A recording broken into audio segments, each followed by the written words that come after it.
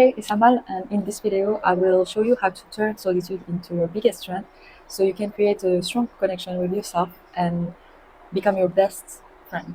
What is the difference between being alone and being lonely? The truth is, you can be surrounded by a lot of people and feel deeply alone, and still feel deeply alone. The reason is that being alone isn't the issue. The issue is that you are disconnected with yourself. Maybe you don't know yourself. The idea here is to get to know yourself and to really build a strong connection with yourself. There's a clear difference between being alone and being lonely. Being alone is a choice, while being lonely is more a reaction of not being okay with yourself and feeling disconnected with yourself. So, what is the difference between being alone and being lonely? Being alone is the natural state, and it's being okay with yourself, being able to sit with yourself without any distraction, because you know that you can count on that inner connection. It's about being at peace with yourself and feeling comfortable in your own company and not needing that constant distractions to feel the silence. It's also when you can sit with your own thoughts, your emotions, and just be, because you build a strong inner connection that you can rely on. On the other hand, being lonely is a reaction, the feeling that you can't be complete on your own and you have to rely on others or on things to distract yourself from that feeling of loneliness. It's the feeling that you're incomplete on your own, that you need someone else or something external to distract you from that emptiness. And this really comes from a disconnection, not from others, but from yourself. And the truth is that loneliness isn't about the absence of people, it's about the absence of connection within. So the solution here is really to learn to know yourself and to build a strong connection with yourself.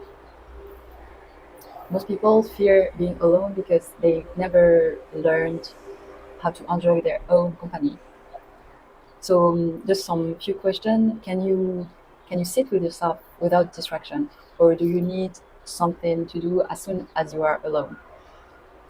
Can you stay by yourself, or can you stay by yourself without doing anything, or are you scared of those thoughts that comes as soon as you are alone? So this need of constant distraction is the issue, because you don't need connection. You don't need to, actually, you don't need to be surrounded by people. You want to be surrounded by people, but you don't need it. And when you are surrounded by people, it's a choice. It's because you want to, and it's not coming from a place of neediness. It's coming from a place of genuine interest. You want to be connected to that person, but you don't need that person. If you are disconnected from yourself, you will also feel disconnected from others. And this disconnection can only increase the disconnection to others, creating a cycle, because feeling disconnected leads to seek more external validation through superficial, empty connections, which only deepens the emptiness. And actually, I notice this feeling of disconnection is shared by a lot of people, which is very interesting considering we are in this age of hyper connectivity. We can reach anybody within seconds with all with all the ways we have now, whether it's social media or like any kind of way to communicate. Um, but does it really mean that we are connected? I made some research, and in 2017, a study was conducted by Primack and his team, titled "Social Media Use and Perceived Social Isolation Among Young Adults." This study revealed something surprising. Even though people are more connected than ever before on platforms, like Instagram, Twitter, Facebook, they are more disconnected. And the study found that heavy social media users reported increased feelings of loneliness. And the reason is that digital interactions often lack the emotional depth and authenticity needed for genuine connection. And it's a real paradox of modern connectivity. We have thousands uh, of friends online, but a lot of people still feel deeply alone and isolated. This just goes to show that no amount of superficial connections can fill that emptiness. What we, what we are truly craving isn't more people, more likes, or more notifications. It's a deeper connection with ourselves. Because when you're truly connected to yourself, you stop looking for others to feel that emptiness within and to feel this void, you know. Instead, your connection becomes genuine, not based on need, but on a real choice and a real presence and authenticity. And I think it's all about the intention and being mindful, you know. Um, I want to tell a little story. It happened, so it was a few years ago, and I started traveling alone, and that was really for me a challenge, being able to rely only on myself and to to really count on myself, being totally independent. And a lot of people around me thought that that was crazy, you know, because most often people will would prefer to wait for going on this travel they want, or to go to that place that they wanted to go for so long. So they prefer to wait for someone to come with them or to be able to come with other people than to have to go to this travel alone. And for me, that was very surprising actually, because yeah, I actually really wanted to challenge myself, you know, to know that I could actually do it and to be able to rely on myself only, you know. And so a lot of people around me thought it was kind of crazy and kind of weird. And yeah, but I started anyway, and I did it anyway. And it really showed me that I could actually count on myself, and it increased my self-awareness and my self-reliance, you know, being able to trust myself and being able to know that I had my own back. um, and obviously when I travel, when I go to other places, when I traveled, and I go to when I went to other places, I would meet other people, you know, but it always came from a place of wanting those connections instead of needing those connections, you know. And really for me it was really a way to reconnect with myself and to prove myself that I actually could do it. And my goal was to learn to to to know myself on a deeper level and to understand my own needs and to discover deeper parts of myself, because I knew that even if I didn't meet other people, I would be okay on my own, and that I could count on myself. So just the lesson I've learned from this, or the lesson from this, is really that um, the most important connection is the one you have with yourself. Spending time to cultivate and nurture this deep connection is the first step to develop deeper connections with others. So, what is the root of loneliness? The People often search for connection by fear of being alone, maybe hoping that these connections will fill this void, and that they couldn't, or they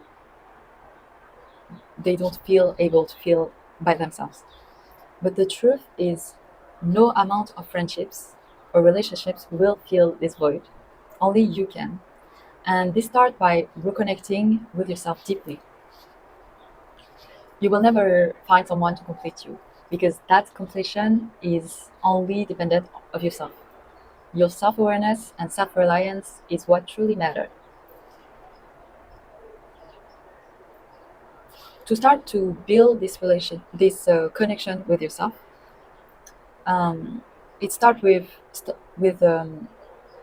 learning to know yourself and discovering the deepest part of you, connecting not only with the lightest part of you, but also with the darkest part of you, the part of you that you might be scared of knowing. And we all have this darkest part. We all have light part, but we also have those light, dark part. And it's important to not reject um, some part, but to really accept all of it. It's also about connecting to your passions and interests, learning to know what you like and what you don't like, and spending time understanding yourself.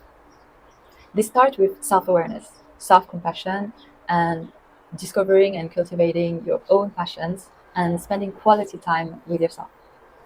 As any quality relationship, this does take time and demands patience. But in the end, you will realize that this is well worth it because the connection you have with yourself is what will impact everything around you. Charlotte Bronte once wrote, "If all the world hated you and believed you wicked, while your own conscience approved of you and absolved you from guilt, you will not be without friends." The, the connection you have with yourself is the most important connection you will ever have. It will influence everything around you, and it will have an impact on every relationship you will try to create. If there's peace inside, peace will be outside. But if there's chaos inside, this chaos will expand outside of you. These connections start with self awareness. You can start slowly by spending some time with yourself, not on your phone, not watching something or distracting yourself, but just sitting in silence and observing your thoughts. Ask yourself, how am I feeling right now? Why do I feel this way? What do I need? How can I give myself what I need? How can I be there for me? These simple questions help you build this relationship with yourself, the same way you would with someone you care about. The more you practice, the more you will realize that you've always had this connection you were searching for. Self awareness is the ability to observe and reflect on your own thoughts, emotion, and behavior without judgment. Daniel Coleman writes, "Self awareness is the first step towards self improvement. It's about creating a safe space for yourself, far from judgments, from critics and criticism. It's about hearing the thoughts you might have and accepting them for what they are, not judging them or commenting on them. You can also journal about these thoughts and writing them as they are. I am feeling angry because, I feel sad because, I feel scared because. This allows you to recognize how you feel and to accept this emotion without judgment.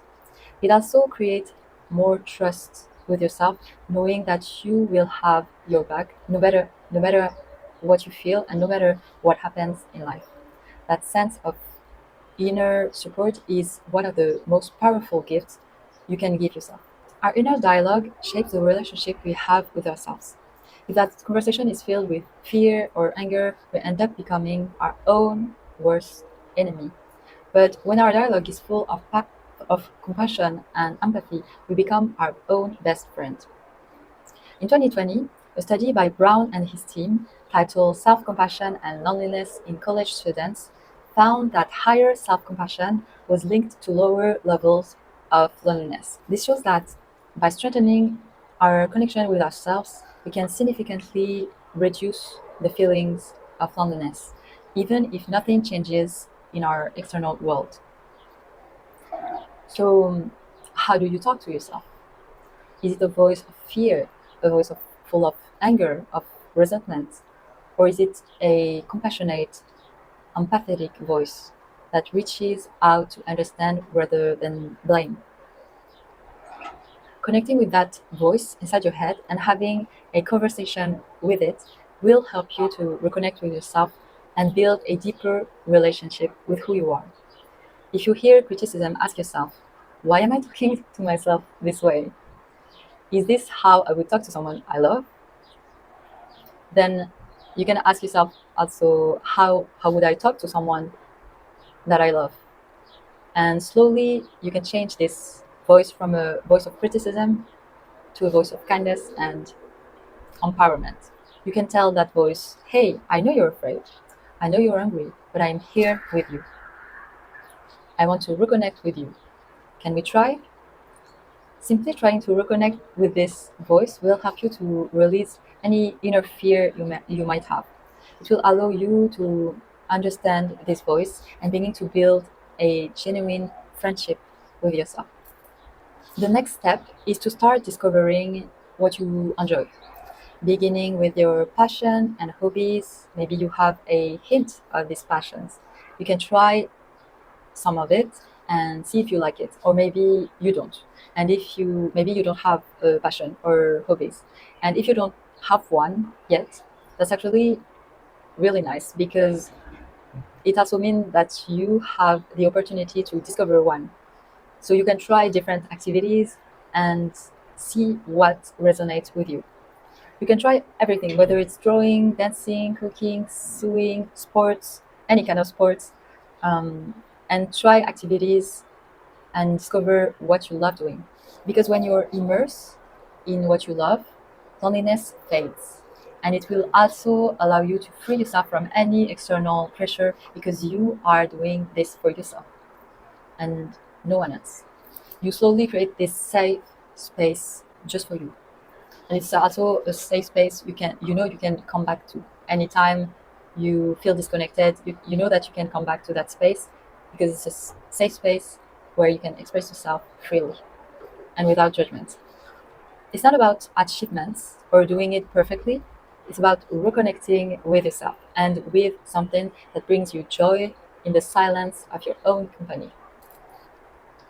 So you can make a list of activities you would like to try, and then try some of it by yourself. After all of this, you can now start to try something more challenging, quote unquote. Um, Things like going to the park on your own, or to the beach. And here the goal isn't to feel the silence, but to embrace it. And then start going to coffee, restaurant, or even cinema by yourself. In the artist way, Julia Cameron talks about having artist dates. And I just love the idea. It's about setting a date with yourself and truly enjoying your own company. It brings you closer to yourself and shows you that you don't need others to spend to spend quality time. And it's also about finding a sense of safety within yourself by creating this space, this safe space within. The benefits of being your own best friend, and the benefit of creating this deeper connection within, is essential, because it will impact everything around you. It allows you to find peace within, knowing that you can guarantee your own safety, and you don't need someone else to fill that space. It also opens you up to welcoming external connections from a more genuine place, allowing you to consciously make room for these connections. Just a quick announcement: I've created a workbook designed to help you reconnect with yourself. It includes activities, exercise, and action steps that you can follow to build this deeper connection. You can download it for free if you are interested. It will be on the description. I hope this gonna motivate you to really create this connection with yourself and to find safety within. And I really hope that video helped you, and I will see you on my next video. Bye.